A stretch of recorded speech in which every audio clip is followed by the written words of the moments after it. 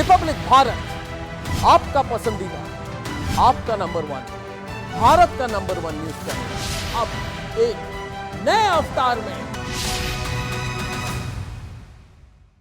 जैसे जैसे चुनाव के चरण बीतते जा रहे हैं, पहले तो इनके पार्टी के दूसरे नेता थे, अब स्वयं राष्ट्रीय अध्यक्ष कांग्रेस के जिस तरीके की से भाषा की मर्यादा को भूल रहे हैं, ऐसे में ये बात प्रमाणित होती है कि रुझान इनके पास भी पहुंच रहे हैं। पता इनको भी चल गया है कि 5 सीटों में कितनी बुरी तरीके से ये लोग चुनाव हार रहे हैं।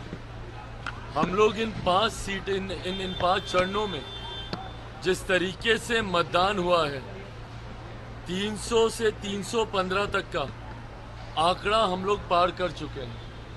अब 25 तारीख वाला और 1 तारीख वाला मतदान, इसमें हम लोग यकीनन 400 का भी आंकड़ा पार करेंगे। और अगर इस बार पूरा एनडीए मिलकर इतिहास में सबसे बड़ी संख्या के साथ केंद्र में सरकार बनाता है, तो उसमें भी किसी को आश्चर्य नहीं होना चाहिए। और कांग्रेस अपने ऑल टाइम लो पर अगर जाती है, तो उसमें भी किसी को एतराज़ नहीं होना चाहिए। ऐसे में ऐसी भाषा का इस्तेमाल सिर्फ इसीलिए हो रहा है क्योंकि अब वो बौखलाहट उनके अंदर भरती जा रही है। अपनी सीटें कम होता देख और एनडीए की अनप्रेसिडेंटेड जीत की ओर जो एनडीए अग्रसर हो रहा है, उसकी बौखलाहट है कि ऐसे शब्दों का इस्तेमाल हो रहा है।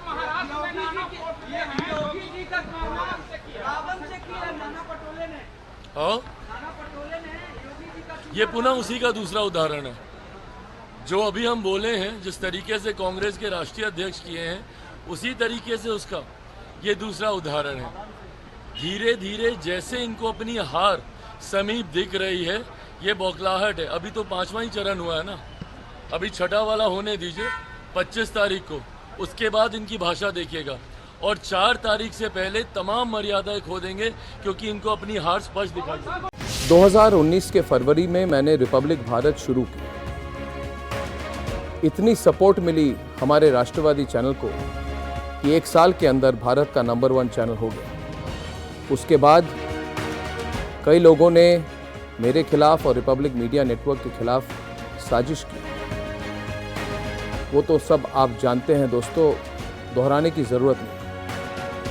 आज मैं उन सब लोगों को कहना चाहता हूँ कि रिपब्लिक भारत एशिया के सबसे बड़े न्यूज़ रूम से ऑपरेट करेगा और एशिया के सबसे बड़े स्टूडियो कॉम्प्लेक्स, जिसको हमने संघर्ष और तपस्या से बनाई।